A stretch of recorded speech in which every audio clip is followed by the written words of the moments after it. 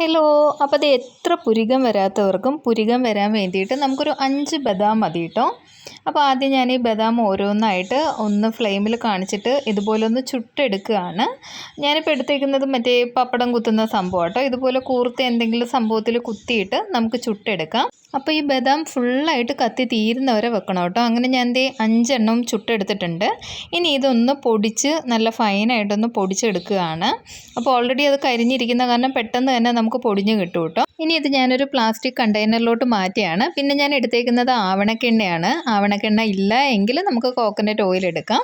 ഇനി ഇത് നന്നായിട്ട് മിക്സ് ചെയ്ത് നമുക്ക് അടച്ചു വെക്കാം. ഞാനൊരു ഇയർബഡ്സ് വെച്ചിട്ടാട്ടോ അപ്ലൈ ചെയ്ത് കൊടുക്കുന്നത്. ഇത് നമ്മുടെ പുരികത്തിൻ്റെ ഷേപ്പിൽ നമുക്ക് പുരികത്തിൽ ഇത് അപ്ലൈ ചെയ്ത് കൊടുക്കാം. നല്ല രീതിയിൽ ഹെയർ ഗ്രോത്ത് കിട്ടുന്ന ഒരു സംഭവം കേട്ടോ. ഞാനിപ്പോൾ 2ാമത്തെ പ്രാവശ്യമാണ് ഇത് ഉണ്ടാക്കി വെക്കുന്നത്. 1 വീക്ക് വരെ നമുക്കിതിങ്ങനെ ഉണ്ടാക്കി കീപ്പ് ചെയ്യാൻ പറ്റും. അപ്പോൾ ഇത്രയേ ഉള്ളൂ. ടാറ്റാ.